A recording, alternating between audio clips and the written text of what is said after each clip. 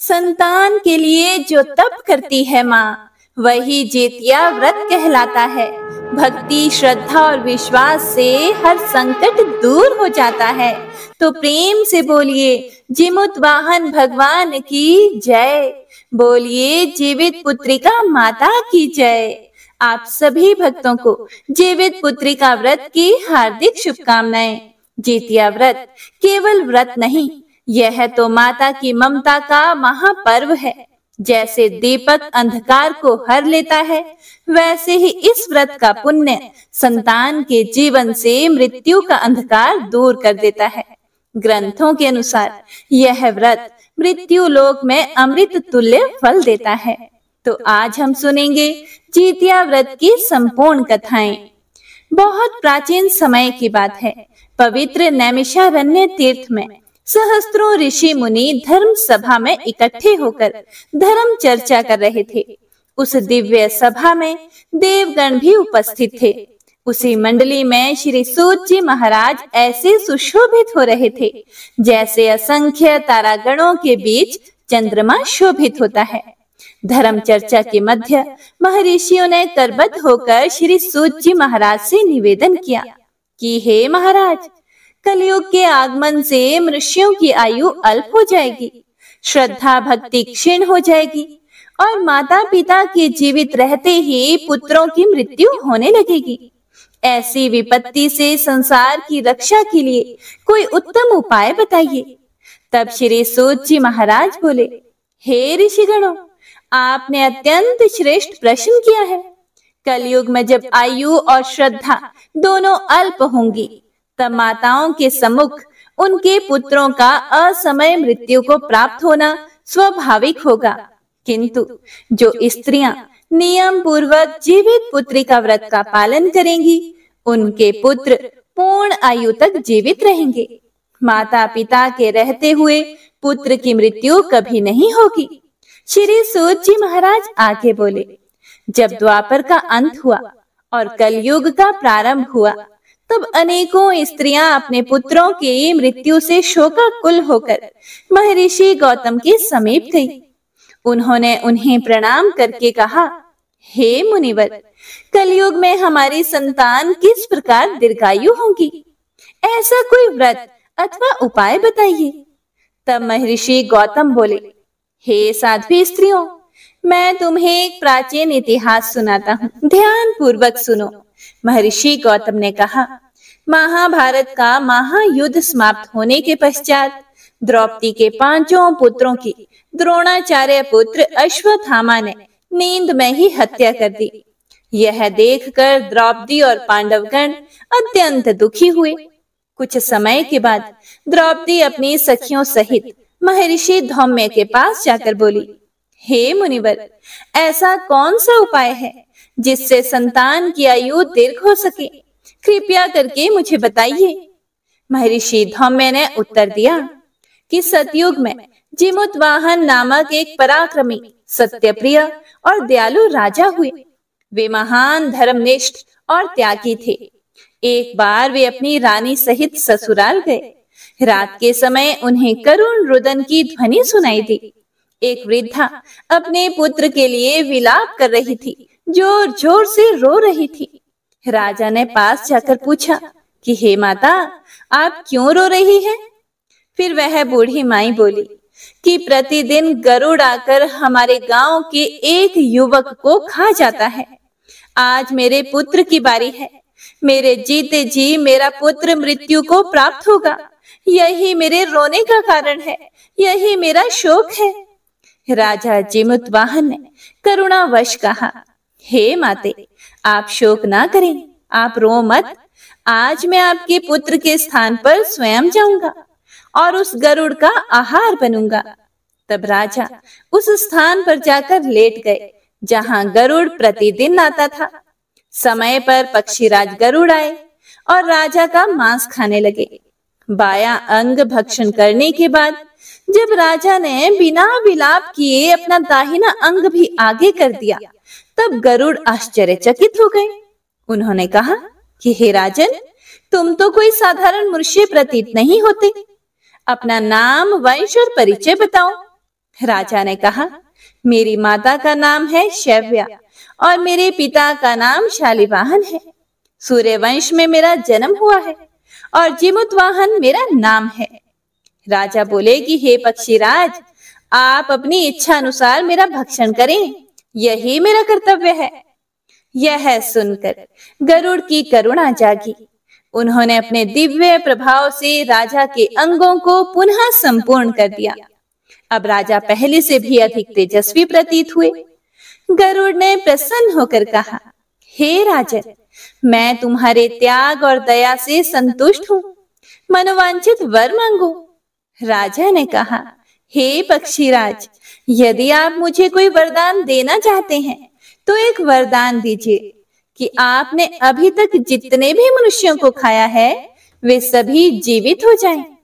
अब आगे से आप यहाँ के युवकों को ना खाएं। यहाँ उत्पन्न होने वाले सभी बालक लंबी आयु को प्राप्त करें। हे प्रिय भक्तों, गरुड़ जी ने तथास्तु कहा और उड़कर नागलोक चले गए। नागलोक से अमृत लाकर उन्होंने लाए हुए मनुष्यों की हड्डियों के ढेर पर डाल दिया, जिससे वे सभी मनुष्य फिर से जीवित हो गए। राजा जिमुतवाहन अभी भी वहीं खड़े हुए थे। गरुड़ जी ने राजा से कहा कि मैं आज संसार के कल्याण के लिए एक वरदान और देता हूँ। आज आश्विन माह की कृष्ण पक्ष की अष्टमी है। यह अष्टमी सप्तमी रहित और अत्यंत शुभ है। आज तुमने यहाँ की प्रज्ञा को जीवन दान दिया है और मेरे द्वारा खाए गए हजारों मनुष्यों को फिर से जीवित करवाया है। आज से यह तिथि अत्यंत पवित्र और ब्रह्म भाव से युक्त हो गई है। मैं यह अमृत तीनों लोकों द्वारा पूजित भवानी दुर्गा जी से लाया हूँ। भवानी दुर्गा जी के द्वारा दिए गए अमृत द्वारा ही इन सभी मनुष्यों को जीवन दान मिला है और यही कारण है कि मातेश्वरी दुर्गा जी का एक नाम जीवित पुत्रिका भी है। हे प्रिय भक्तों, गरुड़ जी ने आगे कहा कि राजन, आज के बाद इस तिथि को जो भी स्त्रियां, माताएं, बहनें जीवित पुत्रिका माता के रूप में दुर्गा जी तथा कुशा नामक घास से तुम्हारी आकृति बनाकर दुर्गा जी के साथ साथ तुम्हारी भी पूजा करेंगी, उसका सौभाग्य और वंश निरंतर बढ़ता रहेगा। इस बात में जरा भी संशय नहीं है। अपनी बात को स्पष्ट करते हुए गरुड़ जी ने कहा, हे राजन जिमुतवाहन, जिस दिन उद्या तिथि अष्टमी हो अर्थात सप्तमी से रहित अष्टमी को ही यह व्रत करना चाहिए। सप्तमी युक्त अष्टमी को यह व्रत करने से इसका कोई फल नहीं मिलेगा। इसीलिए शुद्ध अष्टमी को यह व्रत करके अगले दिन नवमी तिथि में ही इसका पालन करना चाहिए। यदि इन बातों का ध्यान ना रखा जाए तो व्रत का प्रभाव नष्ट हो जाएगा। हे प्रिय भक्तों, जिमुतवाहन को यह वरदान देकर गरुड़ जी भगवान विष्णु के पास वैकुंठ चले गए। राजा जिमुतवाहन पहले तो अपने ससुराल आए और वहां से विदा लेकर अपनी पत्नी सहित अपने नगर में गए। महर्षि धौम्य ने द्रौपदी को यह संपूर्ण वृतांत सुनाने के बाद कहा, हे देवी, मैंने एक अतिशय दुर्लभ वृतांत तुमको सुनाया है। तुम मेरे द्वारा वर्णित विधि विधान से पूरी भक्ति भावना के साथ यह व्रत करो। इस व्रत में तुम दुर्गा जी तथा कुशा घास से बनाई गई राजा जिमुतवाहन की पूजा करो और नवमी को ही तुम्हारी सभी मनोकामनाएं अवश्य ही पूर्ण होंगी। हे देवी, यह व्रत अत्यंत दुर्लभ और कल्याणकारी है। इसकी कथा का श्रवण और पालन करने से संतान की दीर्घायु और वंश की रक्षा होती है। इस प्रकार जिमुतवाहन और गरुड़ की कथा यह सिद्ध करती है कि त्याग और भक्ति से संसार का कल्याण होता है। तो आइए हम सब श्रद्धा भक्ति से यह व्रत करें और जितिया माता से प्रार्थना करें कि हे मैया, हमारी संतानें लंबी आयु पाएं, स्वस्थ रहें और परिवार में सदैव सुख समृद्धि बनी रहे। तो प्रेम से बोलिए, जीवित पुत्रिका माता की जय, जितिया भगवान की जय, जिमुतवाहन महाराज की जय। तो आइए अब सुनते हैं जितिया व्रत की दूसरी पावन कथा। बहुत समय पहले नर्मदा नदी के किनारे कंचनवटी नाम का एक नगर था। वहां के राजा का नाम मलय केतु था। उसी नर्मदा नदी के पश्चिम और बालूहटा नाम की मरुभूमि थी, जिसमें एक विशाल पाकड़ के पेड़ पर चील रहती थी और उसी पेड़ के नीचे एक सियारन भी रहती थी। चील और सियारन दोनों ही पक्की सहेलियां थी। एक बार कुछ स्त्रियां वहां आई और जीवित पुत्री का व्रत करने लगी। उन्होंने नदी में स्नान किया, उपवास किया और संतान की रक्षा के लिए माता की पूजा की। यह सब देखकर सियारिन और चील को जिज्ञासा हुई। दोनों ने पूछा कि हे बहनों, ये स्त्रियां ऐसा कठिन व्रत क्यों कर रही हैं? तब उनमें से एक स्त्री ने कहा, यह व्रत संतान की दीर्घायु और जीवन रक्षा के लिए है। जो भी स्त्री यह व्रत करती है, उसकी संतान कभी भी अकाल मृत्यु को प्राप्त नहीं होती। इस व्रत को स्वयं माता जी ने पहली बार किया था, तभी से इसका प्रचलन हुआ। और ग्रंथों के अनुसार सतयुग में जब असुरों का अत्याचार बढ़ा, तब देवताओं ने भगवान विष्णु से रक्षा की याचना की। भगवान श्री हरि विष्णु ने कहा कि देवताओं की संतानों की रक्षा के लिए माता जीवित पुत्री का रूप में प्रकट होंगी और जो भी माताएं उनका व्रत करेंगी, उनकी संतानें सुरक्षित होंगी। हे प्रिय भक्तों, तब माता ने संकल्प लिया कि मैं संतानवती स्त्रियों की रक्षा के लिए एक व्रत प्रारंभ करूंगी, जिसका नाम जीवित पुत्री का व्रत होगा। जो भी स्त्री से श्रद्धा से करेंगी, उसकी संतानें सदैव जीवित रहेंगी और समृद्ध होंगी। इसी कारण इस व्रत को जीवित पुत्री का अर्थात संतान को जीवित रखने वाला व्रत कहा जाता है। हे प्रिय भक्तों, अब सुनिए आगे की कथा। महिलाओं को जितिया व्रत करते देखकर चील और सियारिन ने यह व्रत करने का संकल्प लिया और दोनों ने ही भगवान श्री जिमुत वाहन की पूजा और व्रत करने का प्रण ले लिया। व्रत की महिमा सुनकर चील ने व्रत करने का दृढ़ निश्चय किया और कठोर नियम का पालन किया, लेकिन दूसरी तरफ सियारिन ने आधे मन से व्रत किया। हे प्रिय भक्तों, जिस दिन दोनों को व्रत रखना था, ठीक उसी दिन नगर में एक धनी व्यापारी की मृत्यु हो गई और उसका दाह संस्कार उसी मरुभूमि में हुआ। मुर्दे की गंध से सियारिन का मन विचलित हो गया।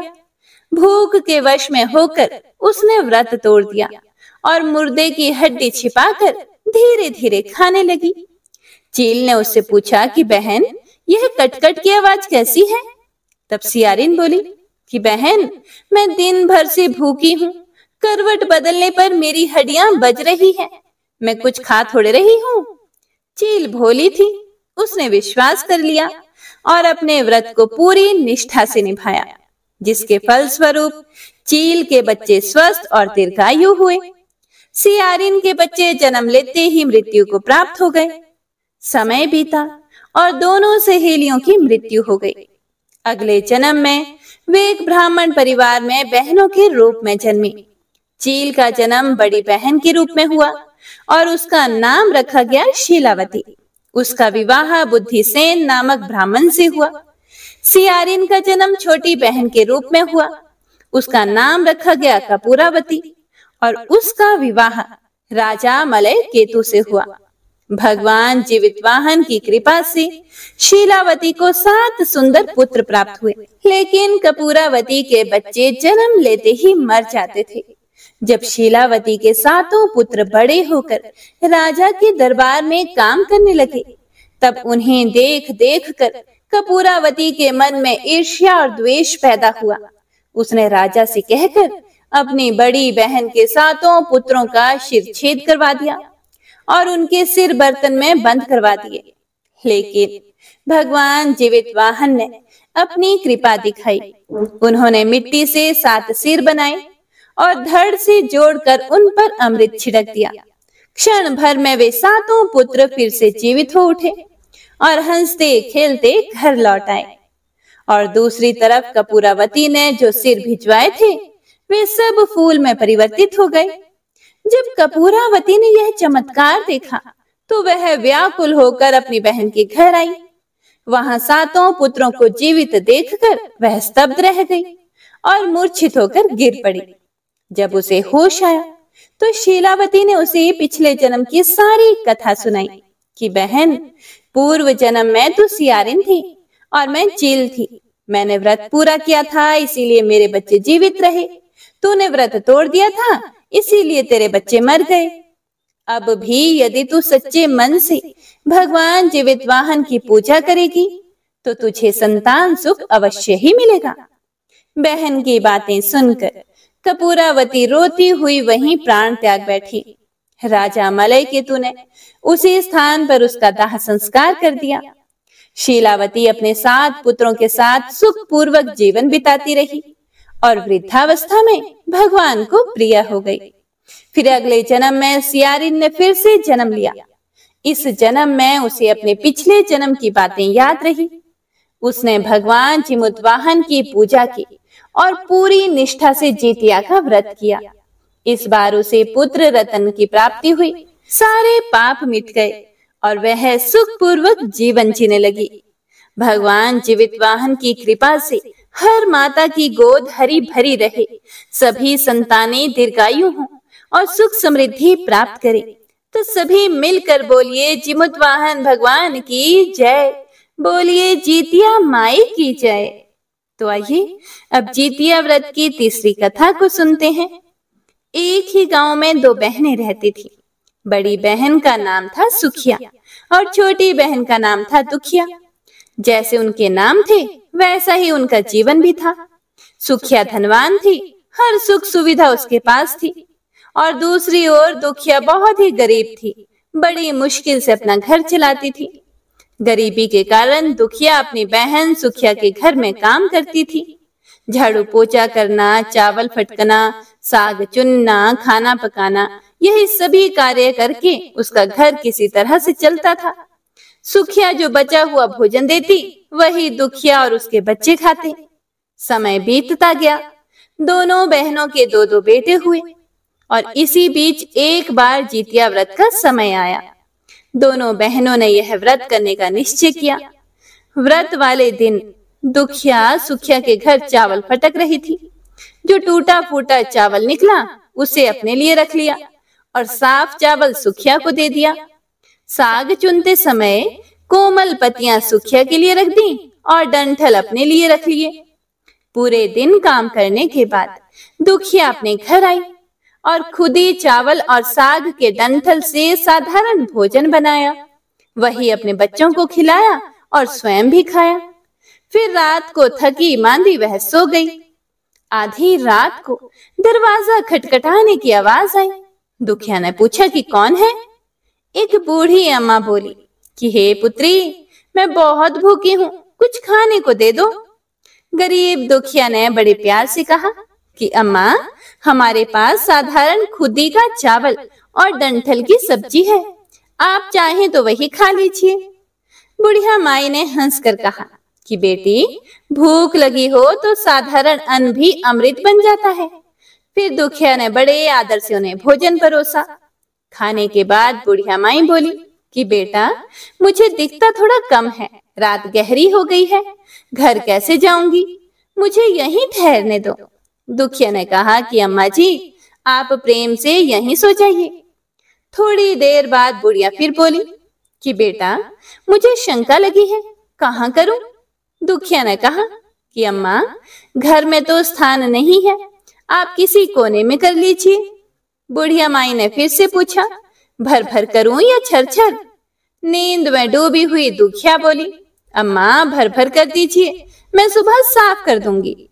इसके बाद बुढ़िया माई ने फिर से कहा कि बेटा, हाथ कहाँ पहुंचूं? दुखिया बोली, अम्मा मेरे सिर में पहुंच लीजिए। सुबह जब दुखिया नहाने के लिए नदी में गई और सिर पर पानी डाला तो उसके केशों से सोने का जल बहने लगा। यह देखकर वहां सभी स्त्रियां आश्चर्यचकित हो गईं। दुखिया जब घर लौटी तो उसने देखा कि घर का हर कोना सोना चांदी से भर चुका था। तभी उसे समझ में आया कि रात को आई हुई बुढ़िया माई कोई साधारण स्त्री नहीं थी, बल्कि जीवित वाहन भगवान स्वयं उसके घर आए थे। उनके आशीर्वाद से ही उसका घर धन धान्य से भर गया। अब दुखिया अमीर हो गई और सुखिया के घर काम करने जाना उसने छोड़ दिया। एक दिन दुखिया ने अपने बेटे से कहा कि बेटा जाओ, मौसी के घर से तराजू मांग लाओ, सोना तोलना है। बच्चा तराजू लेने सुखिया के घर गया। सुखिया ने पूछा, क्या तोलोगे? बच्चे ने मासूमियत से कह दिया कि माँ कहती है घर में ढेर सारा सोना है, वही तोलना है। सुखिया को विश्वास ही नहीं हुआ। उसने सोचा, जिसके घर में खाने के लिए कुछ नहीं था, आज उसके घर में सोना कैसे?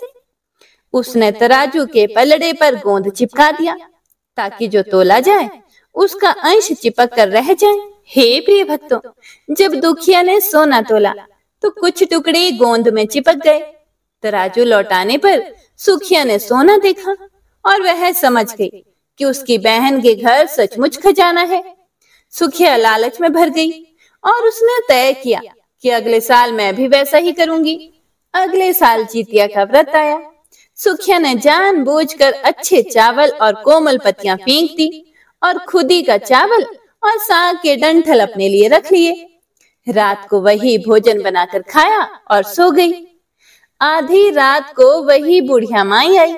भूख लगने पर सुखिया ने उन्हें खुदी का चावल और डंठल की सब्जी परोस दी। फिर बुढ़िया माई ने वही प्रश्न किया।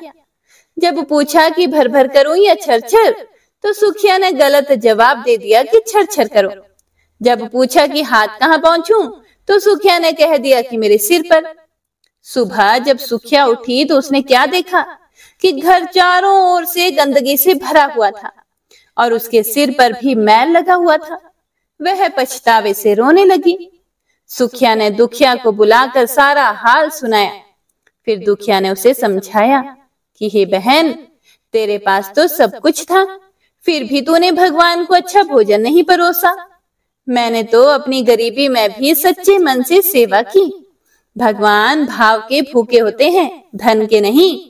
लालच करने वाला हमेशा दुख ही पाता है। हे प्रिय भक्तों, इसीलिए जो माता सच्चे भाव से जितिया व्रत करती हैं, उनकी संतान दीर्घायु, स्वस्थ और सुखी रहती हैं। जो लालच, छल और कपट से व्रत करता है, उसे विपरीत फल मिलता है। तो सभी मिलकर बोलिए, जिमुत वाहन भगवान की जय। बोलिए जितिया माई की जय। हे प्रिय भक्तों, तो आइए अब जितिया व्रत की चौथी कथा को सुनते हैं। एक गांव में दो बहनें थी, जिनका नाम चूलिया और सियरिया था। चूलिया बहुत ही मेहनती थी और गरीब भी थी। वह मजदूरी करके अपने बच्चों को पालती थी। लेकिन सियरिया गलत आचरण वाली थी, जो हमेशा मौज और ऐश करती थी और चूलिया से जलती भी थी। हर समय सियरिया यह सोचती रहती थी कि चूलिया इतना खुश कैसे रहती है।